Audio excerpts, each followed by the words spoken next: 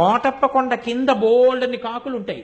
కోటప్పకొండ ఎక్కడం మొదలెట్టినప్పటి నుంచి చూడండి, ఒక్క కాకి అంటే ఒక్క కాకి మీకు ఆ కొండ మీద వాలడం, ఎక్కడ ఓ చెట్టు మీద రాతి మీద వాలడం. కారణం, ఒక గొల్లభామ రోజు అక్కడ ఉన్నటువంటి శివుడికి తీసుకొచ్చి అన్నం పెడుతుండేది, పెరుగు అవిని. ఆయన తింటుండేవాడు. నువ్వు ఊళ్ళోకి రా అంటుండేది ఆవిడ. అంటే ఆయన నవ్వేసి ఉడుకునేవాడు. దక్షిణామూర్తి, ఆయన నిశ్శబ్దంగా ఉండేవారు. ఆవిడ ఒకరోజు తీసుకొస్తూ చల్లకుండా తీసుకొచ్చి అక్కడ పెట్టింది.